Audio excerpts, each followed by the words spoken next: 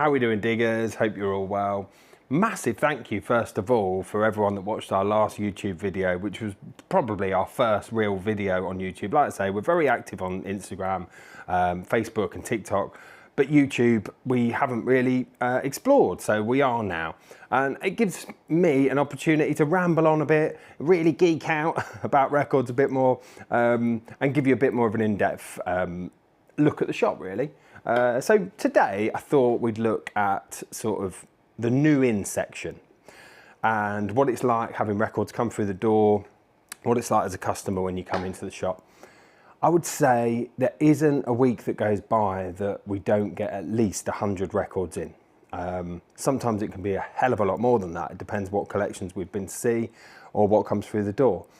Now that 100 doesn't always equate to absolute winners like we've got on the wall here. We could get 100 records of absolute rubbish, you know, easy listening, big band, you know, really stuff that goes in our free box outside or stuff that goes in the 50p box or even the 10p singles. So it's not always wall-to-wall winners, but we will look at absolutely anything. There isn't a collection that we would turn away without seeing. Just because some of our biggest records we've had the Antiques Roadshow moment where we found just one absolutely killer record in what would be charity shop fodder, and that's a lovely moment to have with the customer. So yeah, we'll always look at anything. Like I say, loads coming through the door. We have been so lucky in the last few weeks, to be fair, and this is a busy period. People are back up in the loft putting their Christmas tree away when they spot the dusty box at the back of the loft.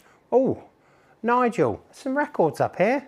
And then they'll take them into a record shop. So I'd imagine across the board, and I see it on lots of socials, that record shops are relatively busy at this time of the year with people finding records or having a bit of a New Year clean out and just thinking, do you know what, I'm going to get rid of a few bits and bobs. So for every big collection or people bringing in stuff that they don't want anymore, we get lots of trade-ins as well. Trade-ins are absolutely brilliant because 9 times out of 10 it means the quality is a little bit better because it's coming from a collector who is trading out stuff that maybe it's a genre that they don't listen to much anymore, or it's a valuable piece that they don't really want in their collection as much and they'd rather use that value against some other records. So trade-ins are really great for us. That's where a lot of really good quality rarities sometimes come from. And then you chance upon the once in a lifetime collections that are just off the scale. And that is the most exciting part of this whole job, is going into a collection and just thinking, holy heavens. I mean, this is an incredible collection. It's lovely to look through and imagine that person, because we're all collectors, imagine someone looking through your collection and just being absolutely in awe at it, and in awe with what you have done in your lifetime of collecting. So those collections are absolutely brilliant as well to go and look at and to hopefully purchase as well. So let's have a little look around, shall we? First of all, lots of the new in goes onto the wall. We won't look at that section. That is new and sealed, so we just buy those from a distributor. So those are just as they come. But the second-hand stuff, like I say, it completely depends what comes in. Been really lucky recently, but lots of it makes it up onto this wall.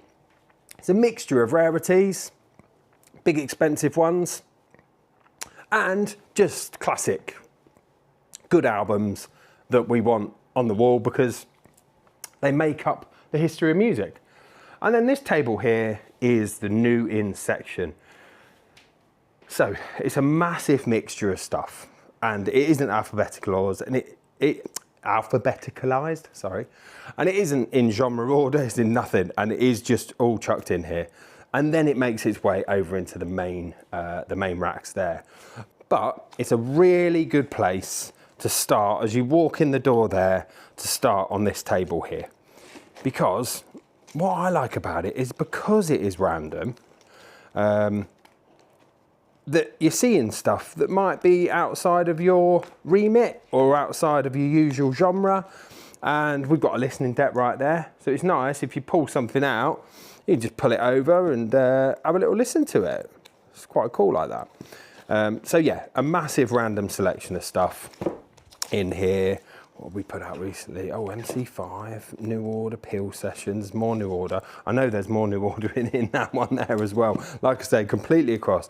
But it only takes, what, 3 or 4 minutes to flick through the whole of this. That's why it's a bit ramshackle. And yeah, I would say one of my, House of Love, yeah. One of my least favourite jobs in a record shop is getting this here into there. I love buying records. I love looking through records. I love playing records, but alphabeticalising, categorising records and sort of general tidying stuff is not high up on my list. So it does sometimes tend to stay in here a bit, and it does work like this. So this is new in this section here, then it sort of filters back. So stuff in here may have been in here a couple of weeks. So yeah, lots of across the board, across the genres. Like I said, knew there was more New Order in there. Oh, we were listening to that yesterday, Beck, Sea Change. Oh, what a glorious album that is. That's a nice bit of heavy prog. Yeah, really enjoyable, this box. And it does change all the time. Like I say, if we've got loads of records coming in all the time, obviously going to be some big changes coming up. Here was an interesting one here. This one here. Let me just... So yeah, this was an interesting one. Came in. Not someone I've ever heard of, but sort of rockabilly guy. Wild Bob Burgos. Maybe he's huge on the rockabilly scene, but it wasn't something that I'd seen. Look at those badges. I'm a hog for such. I love that. Let me just spin it around and I'll show you what was inside.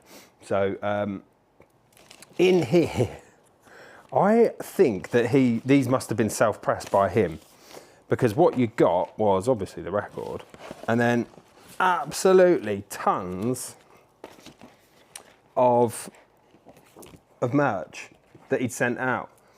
And I think he was getting these printed and then signing them and then sending them out.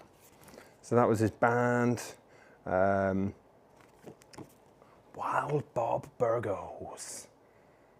What a legend. Shotgun, the official fan club based in Germany. Signed, another signed print, and another signed print.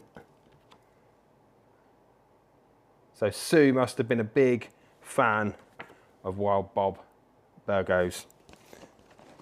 What a lad, hey? So yeah, a real range of prices as well in these boxes. So it's well worth, when you visit, having a look through. Oh, hello, Blue Cheer. Well worth having a look through these boxes first before you dig into the main section. John Cale, Chapter House. But yeah, anyway, like I say, waffling on. If you're paying us a visit soon, it'd be lovely to see you. Thanks very much.